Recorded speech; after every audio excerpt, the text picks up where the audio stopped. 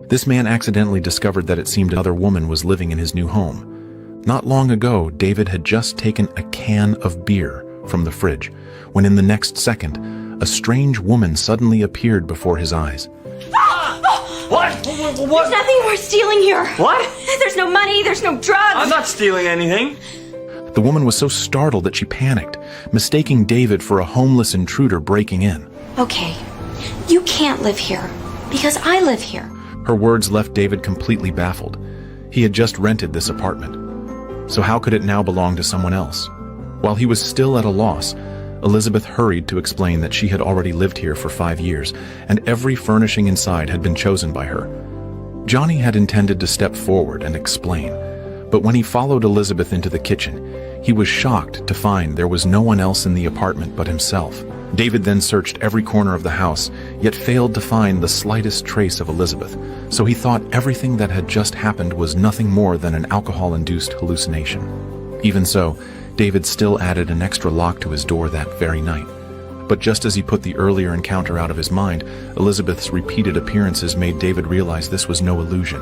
He quickly arranged to meet his friend and told him everything that had just happened. Jack found it all utterly ridiculous, convinced that the strange woman David spoke of was merely an obsession with his late wife.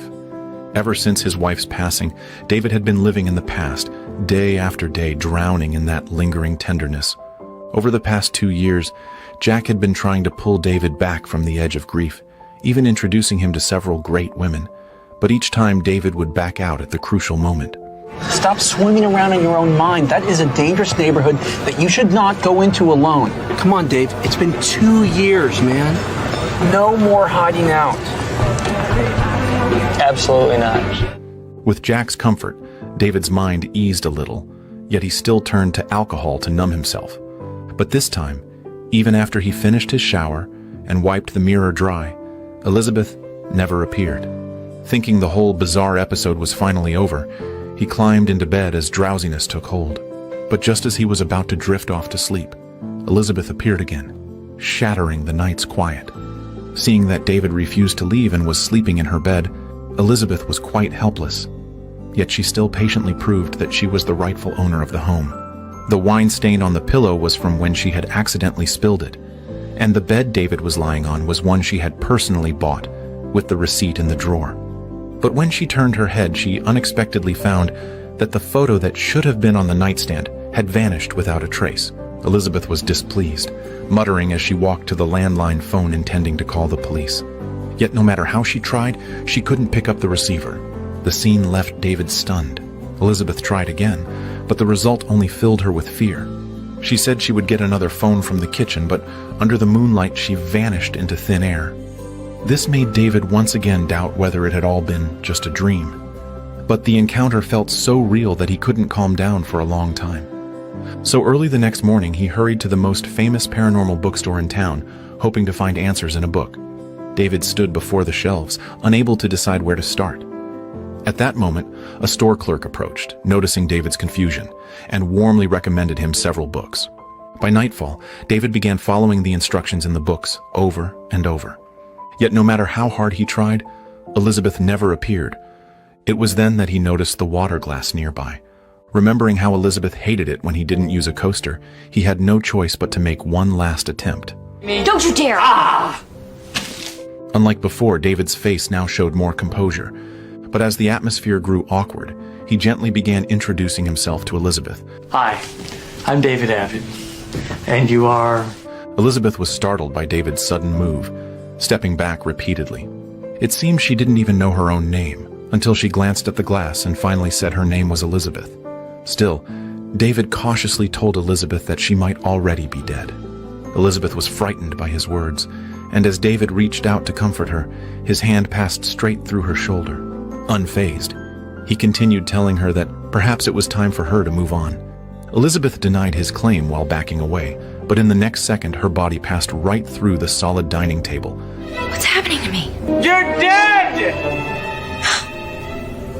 Stop saying that! Elizabeth was now furious, wanting to teach David a lesson, but no matter how hard she tried, she couldn't touch him. In the midst of their argument, Elizabeth lunged at David, only to unexpectedly pass through the window and fall outside.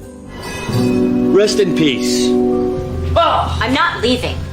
Although Elizabeth eventually accepted the reality of being a spirit, she still refused to give up the apartment. Whenever David watched sports, she would sing loudly to disturb him. Even when David opened the fridge, she would suddenly appear to startle him. Because Elizabeth came and went unpredictably, David even had to shower with his pants on. One day, he finally lost his patience and invited a priest to try to send Elizabeth away, but the priest couldn't even sense her presence. Then he turned to mysterious powers from the east. It wasn't until Daryl from the bookstore arrived that someone finally sensed Elizabeth's presence.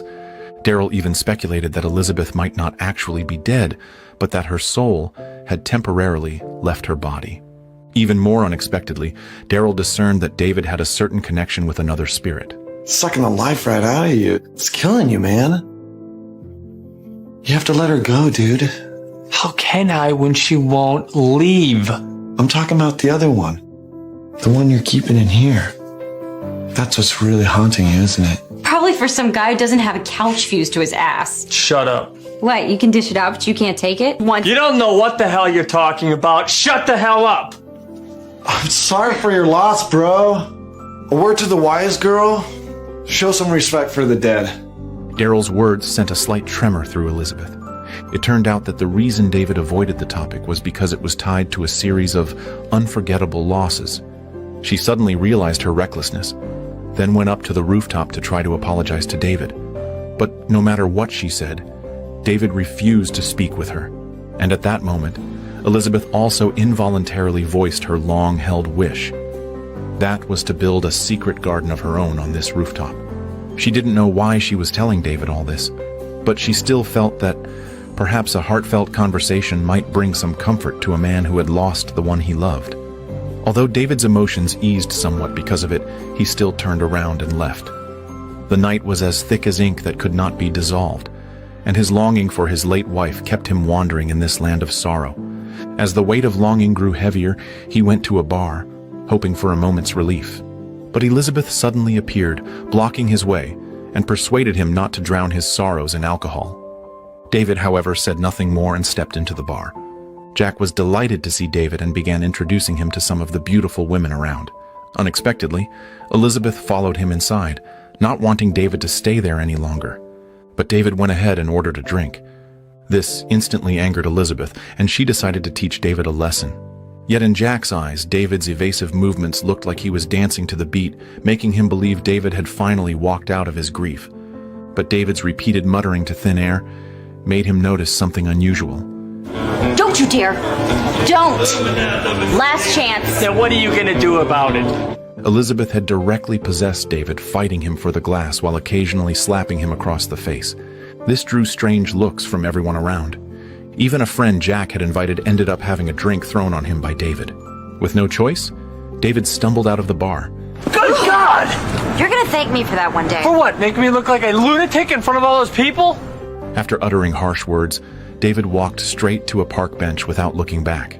He thought he had finally escaped Elizabeth, but as soon as he sat down, she appeared out of thin air again. Yet before David's anger subsided, Elizabeth had somehow sunk into a whirlpool of sadness, because she didn't know who she was, nor could she figure out why she had become this half-human, half-spirit form. What broke her heart even more was that, in such a vast world, David was the only one who could see her. Before this, she seemed to have been forgotten in the cracks of time, wandering alone between light and shadow. Seeing the sorrow on Elizabeth's face, David's heart softened. So, the next morning, David began asking the neighbors about any clues to Elizabeth's identity. But to their surprise, none of the 5 households in the building recognized Elizabeth, only knowing that she went out early and came home late, rarely ever returning. With no leads, they decided to go home and discuss the next step. But at that moment, David realized he had locked his keys inside the apartment.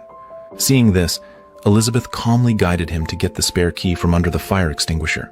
In the kitchen, they unexpectedly found a receipt from a dry cleaner. Without hesitation, they hurried to the shop.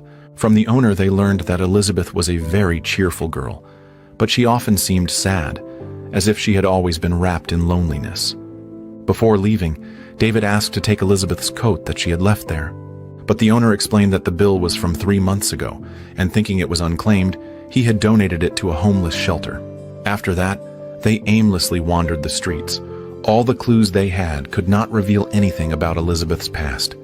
But just as they passed an upscale restaurant, Elizabeth seemed to remember something. When she stepped inside, she immediately recognized it as the Moose restaurant she had always wanted to visit, but never had the time. Just as Elizabeth was about to leave with a trace of sadness, a man suddenly collapsed behind her, falling unconscious. Seeing the crowd at a loss, Elizabeth seemed to feel something stir inside her. His chest. Check and see if it's bloated. Well, how would I know? Just do it. Excuse me. Pardon me. I need to feel his chest.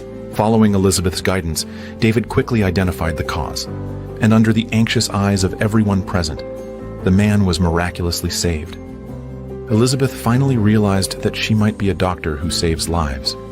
They then went to the nearest hospital, looking at everything around her, strange yet familiar. Elizabeth's memories slowly returned. She finally remembered that she was the attending physician here, devoting herself day and night to the workbench. This also meant Elizabeth had no time at all for romance. With the help of the medical staff, they found Elizabeth's mentor, Fran, but Fran wanted to confirm David's relationship with Elizabeth. To learn more, David had no choice but to claim that he was Elizabeth's boyfriend. So, you don't know about the accident? Accident. Oh God, David. I remember it. It was awful. As Fran's words echoed in her ears, Elizabeth's heart felt as if it had been called by something. Guided by this mysterious pull, she came to the ward at the end of the corridor. She gathered her courage and stepped inside, only to find herself lying there. It turned out that Elizabeth was currently in a coma. David followed closely behind and arrived as well. Seeing this, he couldn't help but marvel that Elizabeth was still alive. But as a doctor, Elizabeth also knew she might not have much time left. David suggested that she could try returning to her body. Yet no matter how hard she tried, her soul and body could not connect. Seeing this, David asked Elizabeth to turn around, then he gently took her hand.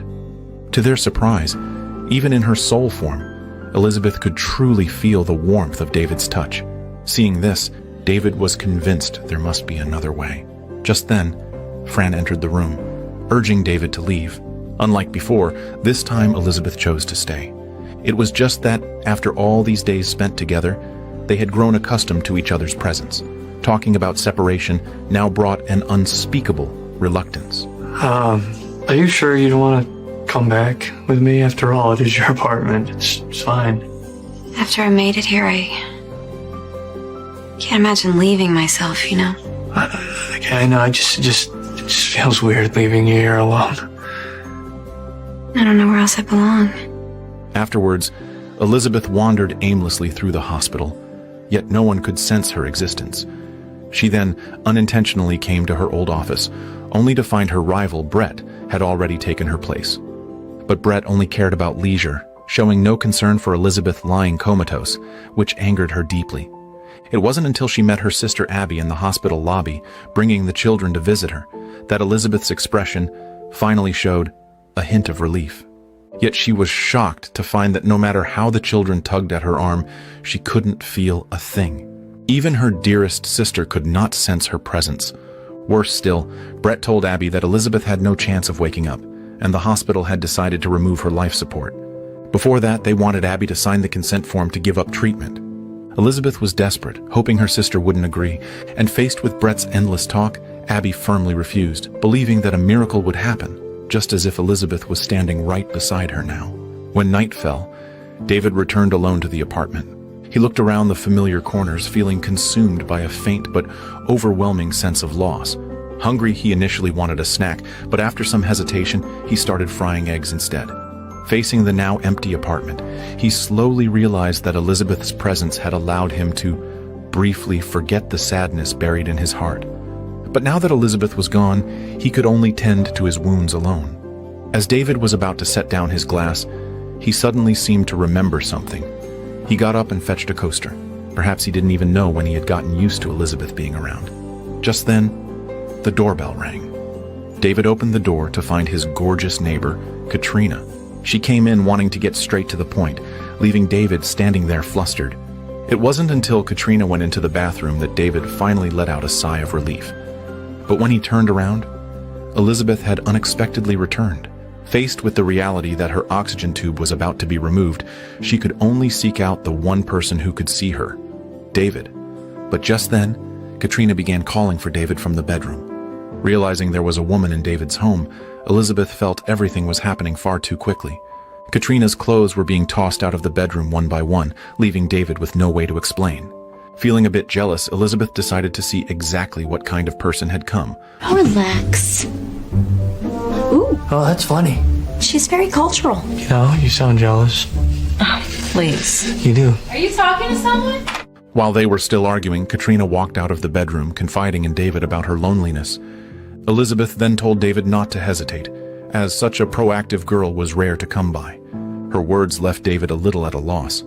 Despite Katrina's clear advances, David followed Elizabeth to the rooftop, and during their talk, he inadvertently revealed his inner affection. Facing the distant sea of twinkling lights, David slowly began to open his heart.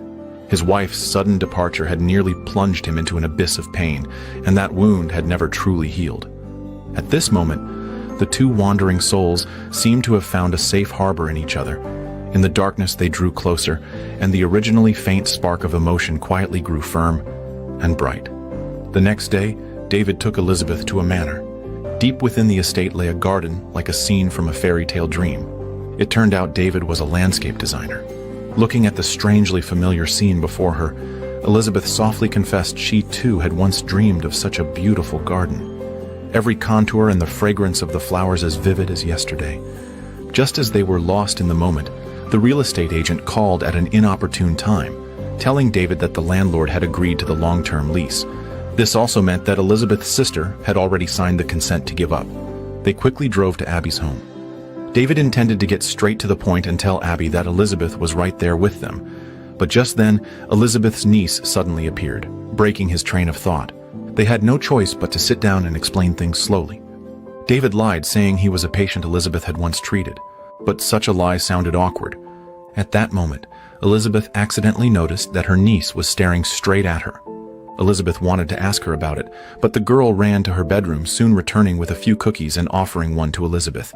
David's words also began to shake Abby's resolve. But it was already too late.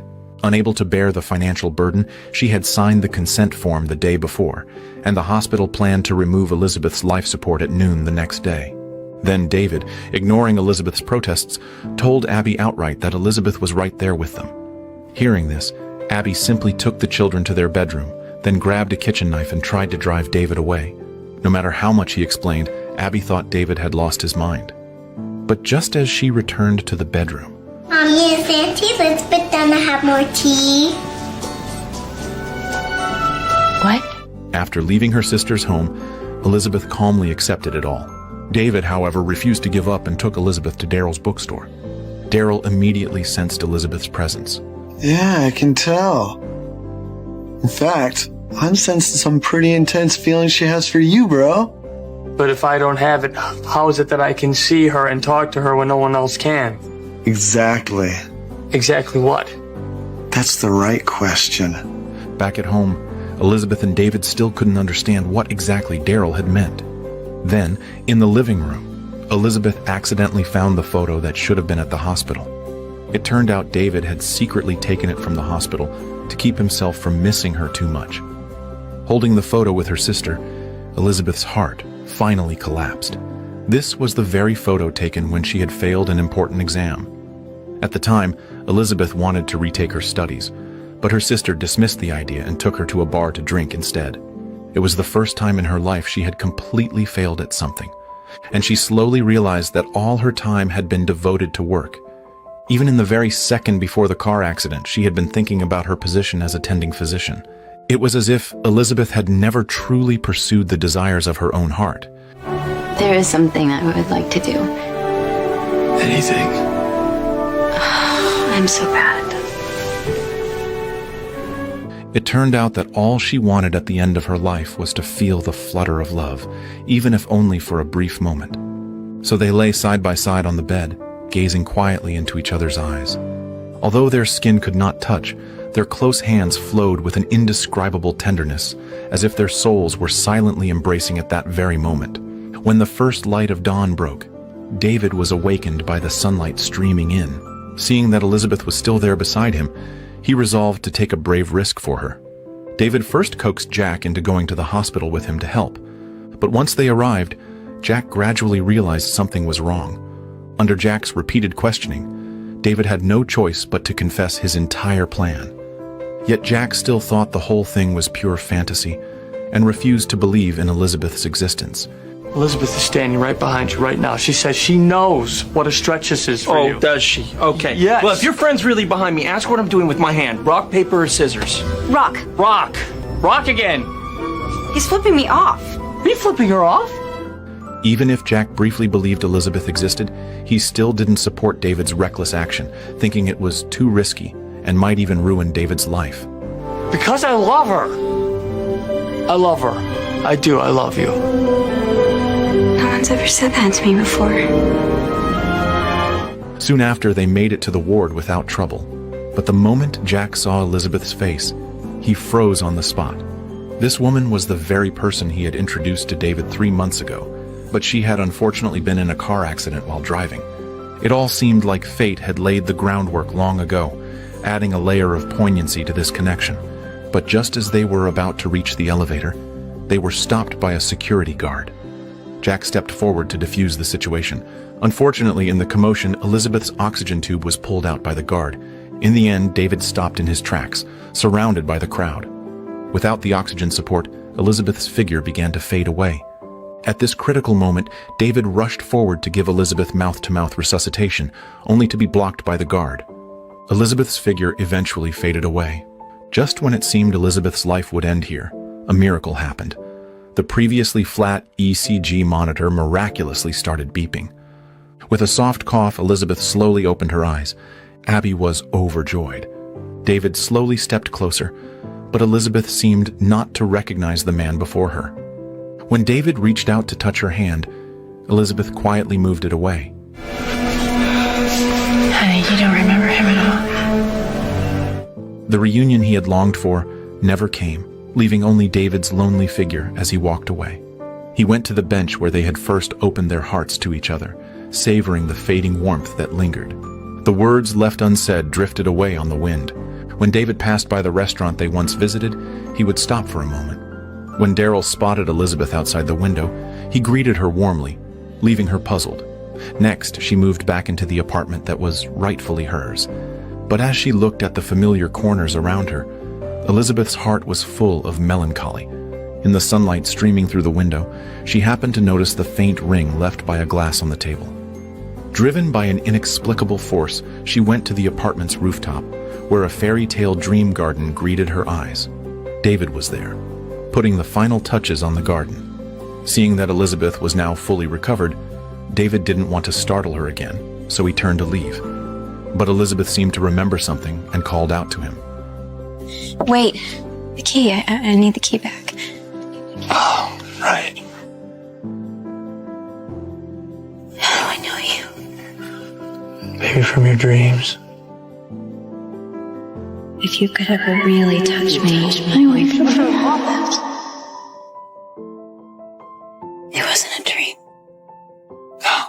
On that rooftop, blooming like paradise, their paths of fate crossed once more. They had never promised each other forever, yet in their most fragile moments they had quietly arrived in each other's lives. She had lain on a cold hospital bed, her soul trapped in a soundless space. He curled up in a lonely corner, drifting apart from this world.